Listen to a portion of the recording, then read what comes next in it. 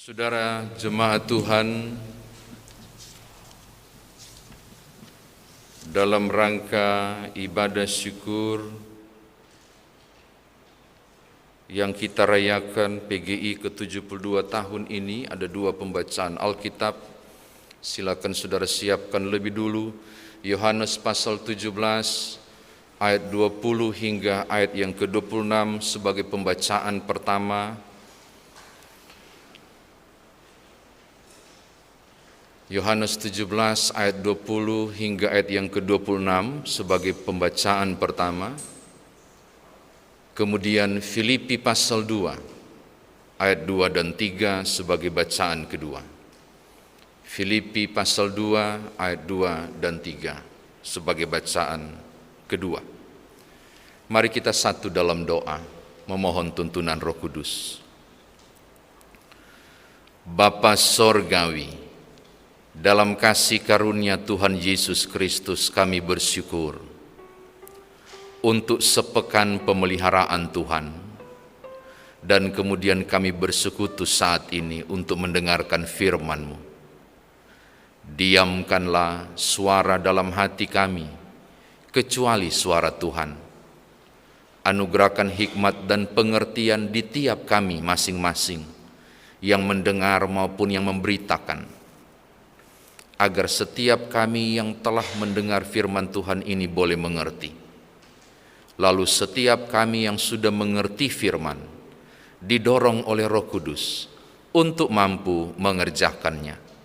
Terpuji nama Tuhan, berfirmanlah, demi Yesus Kristus firman yang telah menjadi manusia, kami berdoa.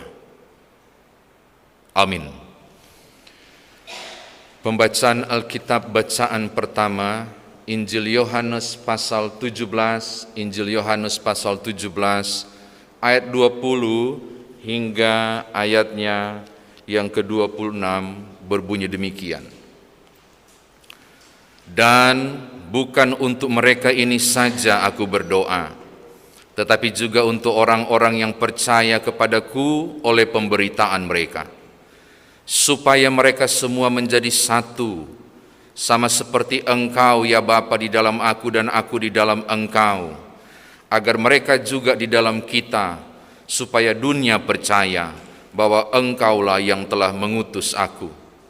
Dan aku telah memberikan kepada mereka kemuliaan yang Engkau berikan kepadaku, supaya mereka menjadi satu sama seperti kita adalah satu. Aku di dalam mereka dan Engkau di dalam aku, supaya mereka sempurna menjadi satu, agar dunia tahu bahwa Engkau yang telah mengutus aku, dan bahwa Engkau mengasihi mereka sama seperti Engkau mengasihi aku. Ya Bapa, aku mau supaya dimanapun aku berada, mereka juga berada bersama-sama dengan aku. Mereka yang telah Engkau berikan kepadaku, agar mereka memandang kemuliaanku yang telah Engkau berikan kepadaku, sebab Engkau telah mengasihi aku sebelum dunia dijadikan. Ya Bapa yang adil, memang dunia tidak mengenal Engkau, tetapi aku mengenal Engkau, dan mereka ini tahu bahwa Engkaulah yang telah mengutus aku. Dan aku telah memberitahukan namamu kepada mereka, dan aku akan memberitahukannya, supaya kasih yang Engkau berikan kepadaku ada di dalam mereka, dan aku di dalam mereka. Selanjutnya bacaan yang kedua, Filipi pasal 2 ayat 2 dan 3. Karena itu sempurnakanlah sukacitaku dengan ini. Hendaklah kamu sehati sepikir dalam satu kasih, satu jiwa, satu tujuan, dengan tidak mencari kepentingan sendiri atau puji-pujian yang sia-sia. Sebaliknya, hendaklah dengan rendah hati yang seorang menganggap yang lain lebih utama daripada dirinya sendiri. Demikianlah sabda Tuhan. Yang berbahagia ialah mereka yang mendengarkan firman Allah dan yang memeliharanya. Haleluya.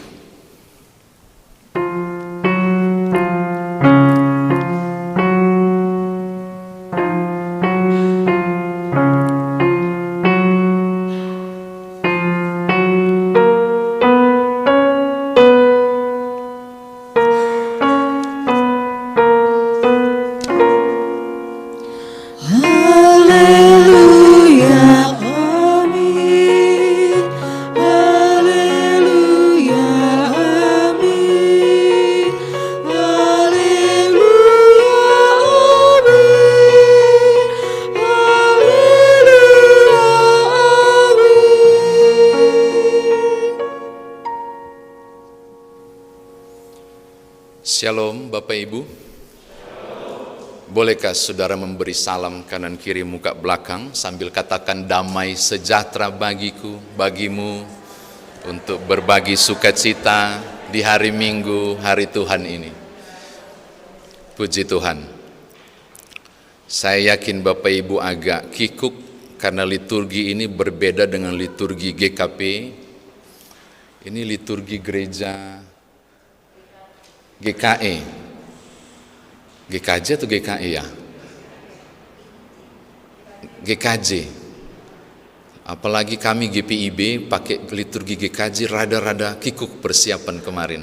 Jadi saya kira kita sama ya, tapi kita menikmati keragaman, kepelbagaian gereja yang Tuhan anugerahkan. Bapak Ibu, saya memulai firman Tuhan dalam renungan ini dengan sebuah ilustrasi. Ada seorang gadis bernama Agnes Gnoza Beahyu. Agnes Gnoza Beahyu. Dia itu lahir tanggal 26 Agustus 1910 di Makedonia. Ia seorang Albania. Ini kisah nyata Bapak Ibu. Suatu kali umur 12 tahun ketika dia melintas kamar ibunya, dia menyaksikan ibunya sedang berlutut di samping tempat tidur lalu berdoa. Agnes Gnoza Beahyu ini kemudian mencoba mendengar apa yang didoakan mamanya. Kira-kira doanya seperti ini, aslinya panjang tapi kira-kira begini. Tuhan, saya menyerahkan Agnes kepadamu. Pakailah dia sesuai kehendak-Mu menjadi kemuliaan-Mu. Kira-kira begitu. Dan tahukah saudara, doa sang mama ini mengilhami Agnes Gnoza Beahyu. Maka pada umur 18 tahun, pas saya punya catatan, ia bergabung dengan kesusteran Loreto dan menjadi seorang misionaris perempuan di Biara Loreto, Irlandia. Seorang Katolik. Lalu kemudian tahun 1937 ia mengambil sumpah sucinya sebagai seorang biarawati. Luar biasa ya. Lalu tahun 1946 ketika dia bersama rombongan melakukan retreat di daerah India, dan ketika dia turun dari bus itu menyaksikan begitu banyak orang yang sangat kelaparan dan kehausan.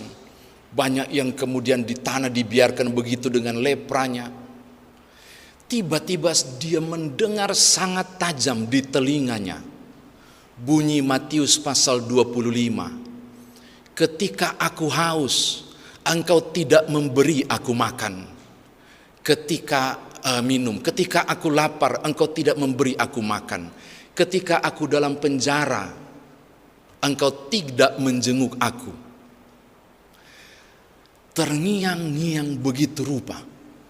Dan saudara tahu, Agnes Gnoza Beahyu kemudian berpikir bahwa orang-orang inilah yang diidentikan Yesus tentang dirinya. Peristiwa itu terjadi di India, Kalkuta. Agnes Gnoza Beahyu kemudian mendirikan satu ordo Katolik, Ordo Cinta Kasih. Dan barangkali saudara tahu, dia dikenal dengan Bunda Teresa. Kenapa saya memulai dengan ini? Dimulai dari doa seorang ibu. Baru doa mamanya saja berdampak luar biasa. Baru doa seorang ibu berdampak sangat hebat bagi seorang anak. Sekarang saya mau ajak saudara untuk berpikir, bagaimana dengan dampak jika bukan seorang ibu yang berdoa, bukan seorang ayah yang berdoa, bukan seorang presbiter atau diaken penatua majelis yang berdoa termasuk pendeta, bukan. Tapi yang langsung berdoa adalah Tuhan Yesus. Pernahkah saudara berpikir bahwa Yesus Kristus berdoa untuk saudara? Tolong buka teks pertama kita. Tolong lihat ayat 20. Oh, itu sangat menarik Bapak Ibu. Dan bukan untuk mereka ini saja aku berdoa, tetapi juga untuk orang-orang yang percaya kepadaku oleh pemberitaan mereka. Mereka itu maksudnya para murid. Jadi saya coba ganti ya supaya Bapak Ibu lebih paham. Lihat ayat 20. Dan bukan untuk murid-murid ini saja aku berdoa, tetapi juga untuk orang-orang yang percaya kepadaku oleh pemberitaan murid-murid. Siapakah orang-orang yang percaya karena pemberitaan para murid? Gereja. Menarik ya? Dan 2000 tahun yang lalu Yesus sudah berdoa bagi gerejanya. Siapakah gereja? Bukan gedung ini. Siapakah gereja? Kumpulan orang percaya. Apakah Bapak Ibu adalah kumpulan orang percaya? Amin. Maka kepada saudaralah doa ini dinaikkan 2000 tahun yang lalu. Ini menarik ya. Jadi sejak 2000 tahun yang lalu, Tuhanmu dan Tuhanku telah mendoakan saudara dan persekutuan GKP Efata di Cakung ini. 2000 tahun yang lalu, doa itu sudah dinaikkan untuk persekutuan orang percaya. Sekarang, mari kita lihat isi doanya. Isi doanya menarik Bapak Ibu. Supaya mereka menjadi satu. Sekarang, ini sayangnya di YouTube, jadi saya tidak berani terlalu tajam. Nanti ada yang protes. Sekarang, saya balik bertanya. Kalau Bunda Teresa punya mama berdoa berdampak, saya mau tanya, ketika Yesus berdoa bagi gerejanya supaya menjadi satu, berdampak enggak? Ada yang senyum-senyum. Ketika orang sibuk mengatakan di gereja ini punya Roh Kudus, di gereja lu enggak punya Roh Kudus. Ketika orang sibuk mengatakan yang lebih benar adalah ajaranku di gereja ini daripada ajaranmu. Ketika gereja terpecah dengan berbagai skisma yang ada, dengan berbagai denominasi yang luar biasa, saya mulai berpikir apakah doa Kristus tidak berdampak. Menarik ya? Menarik. Tapi mari kita akan kupas lebih jauh di aplikasi. Apakah sekarang Tuhan lagi tersenyum ke gerejanya? Atau barangkali cemberut? Oleh karena gereja terpecah dengan banyak perpecahannya. Ini catatan saya yang pertama. Yang kedua ya. Yang ketiga Bapak Ibu, tolong lihat ayat 20. Waduh, indah banget itu. Dan bukan untuk ayat 21. Supaya, tolong lihat ya, supaya mereka semua menjadi satu, sama seperti Engkau ya Bapa di dalam aku dan aku di dalam Engkau, agar mereka juga di dalam kita, supaya dunia percaya bahwa Engkaulah yang telah mengutus aku. Kalau cuma baca ayat 21 literer begitu, Bapak Ibu nggak akan dapat maknanya. Sekarang saya mau ubah redaksinya menjadi negatif, bukan ubah teks, tapi supaya lebih paham, saya ubah menjadi negatif. Menjadi satu itu saya ubah menjadi tidak menjadi satu. Dan saudara lihat dampaknya, tolong kembali ke ayat 21. Saya akan ubah menjadi tidak jadi satu, lihat ya, dan dampaknya sangat besar. Supaya mereka semua tidak menjadi satu, sama seperti Engkau ya Bapa tidak di dalam aku, dan aku tidak di dalam Engkau, agar mereka juga tidak di dalam kita, supaya dunia tidak percaya bahwa Engkaulah yang telah mengutus aku. Saudara tangkap maksud saya? Kalau gereja tidak jadi satu, dunia tidak akan percaya bahwa Yesus Kristus pernah datang di dunia. Kalau gereja tidak menjadi satu, dunia tidak akan percaya bahwa Yesus dan Bapa adalah satu. Dan otomatis di luar sana akan bilang orang Kristen Tuhan ada 3. Tapi kalau gereja menjadi satu, maka Yesus adalah Bapa adalah satu. Dan Kristus memang diutus Bapa. Jadi saya mau bilang begini catatan ketiga. Ketika gereja gagal menjadi satu Bapak Ibu, gereja nggak bisa keluar untuk bersaksi. Nggak bisa. Gereja malah malu-maluin kepala gereja, yaitu Yesus Kristus. Kalau gereja terpecah Bapak Ibu dengan berbagai merek-merek gereja, Cilaka 12. Efeknya gereja tidak jadi kesaksian. Bahkan kalau saudara baca ayat 22 dan seterusnya, kalau saya ganti dengan tidak menjadi satu, gereja tidak melihat dan menerima kemuliaan Allah. Berapa banyak pengkhotbah di mimbar ini atau Bapak Ibu yang berkata, gereja penuh dengan kemuliaan Allah. Tapi kalau baca ayat 22, andai gereja tidak jadi satu, kemuliaan tidak hadir. Saudara lihat dampaknya sangat besar. Perpecahan dan skisma dalam gereja memberi efek tidak ada kesaksian bagi hormat dan kemuliaan nama Tuhan. Saya kira demikian firman Tuhan ditafsirkan. Tadi saya tanya, saya diberi kesempatan berapa menit berkhotbah? Biasanya 30 menit. Saya biasa 15-20 menit. Bagaimana kita bawa dalam kehidupan beriman kita? Yang pertama, kiranya Bapak Ibu Saudara, gereja tetap menjadi satu. Bapak Ibu mohon maaf ya, saya mau katakan, menjadi satu tidak berarti menjadi sama. Tolong ditekankan, gereja menjadi satu tidak berarti menjadi sama. Kalau menjadi satu dalam kepelbagaian adalah pelangi dengan berbagai warna. Tapi kalau menjadi sama berarti warna pelangi cuma merah semua. Bapak Ibu pernah nyanyi kan? Pelangi-pelangi alangkah indah, merah, kuning, hijau.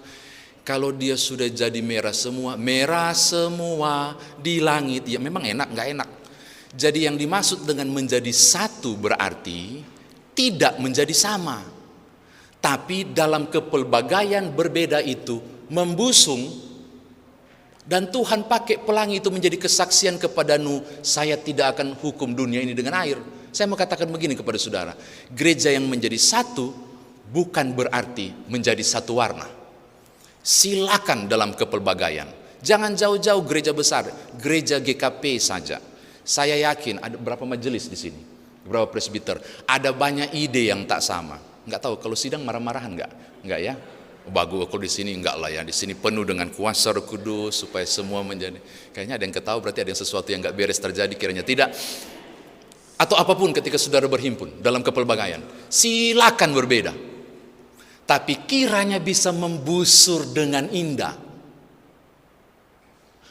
Untuk di tengah kepelbagaian, saudara menjadi saksi bagi kemuliaan nama Tuhan. Ini hal yang pertama untuk dibawa pulang. Yang kedua, karena ini di YouTube dengan penuh bangga saya mau katakan dalam kasih karunia Tuhan Yesus Kristus. Bertobatlah gereja. Gitu saya mau bilang. Andai kata masih ada yang bicara tentang perbedaan dan bukan tentang kesamaan untuk membusur bersama dalam kepelbagaian. Gereja mesti bertobat. Kalau mulai menjustifikasi dan mengadili gereja-gereja yang lain. Dan mengatakan soal ini kurang, itu lebih, kami lebih kudus, kami lebih rohani. Saya bilang celaka, kita tidak menjadi kesaksian bagi hormat dan kemuliaan nama Tuhan. Satu kali, ini kisah nyata Bapak Ibu. Kenal pendeta Yusuf Ron ini di YouTube ya. Jadi kalau beliau atau orang-orang yang kenal dia mengetahuinya. Di Sangatta, Kalimantan Timur, dia memberi kesaksian luar biasa waktu ibadah penyegaran iman. Saya masih di pedalaman Kaltim. Dia bilang begini, saya sering pelayanan ke luar negeri. Anak saya 3, mungkin lebih dari 3 hari saya pergi, baru balik seminggu. Itu mereka kangen luar biasa ke saya. Tapi menariknya ketika saya pulang, dia bilang begitu. Tiba-tiba anak saya yang paling tua cuma bilang begini, Pak sudah pulang? Oh puji Tuhan, ada oleh-oleh enggak? Langsung ambil, makasih ya Pak. Gitu. Yusuf Roni bilang, ini gaya-gaya Protestan. Datar-datar, sunyi senyap seperti GKP di sini dan GPIB di saya. Ini gaya Protestan. Yang kedua, langsung, yeay papa pulang, oleh-oleh dong. Nah, yang kedua, Pantekosta. Dia bilang begitu, Pantekosta. Yang ketiga fatal Bapak Ibu, yang ketiga, Pas lihat, "Wih, Papa sudah pulang." Dia langsung peluk, "Papa, aku kangen." Yusuf bilang, karismatik. Dia bilang begini, 3 anak saya, 1 bapaknya, tapi ada 3 cara ngucapin terima kasih dan rasa rindu. 1 bapak kita, kepala gereja, dengan begitu banyak kepelbagaian, akan ada begitu banyak cara penyembahan.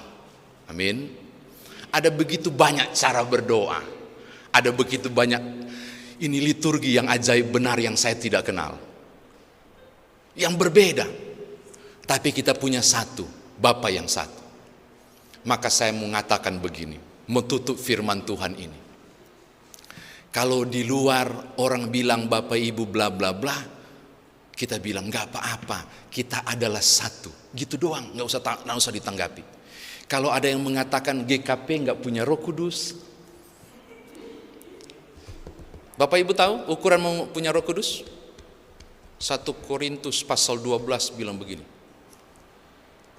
Tidak ada yang dapat mengaku Yesus Kristus adalah Tuhan kalau bukan oleh Roh Kudus. Sekarang, apakah saudara mengaku Yesus adalah Tuhan? Ya, berarti saudara punya Roh Kudus. Selesai.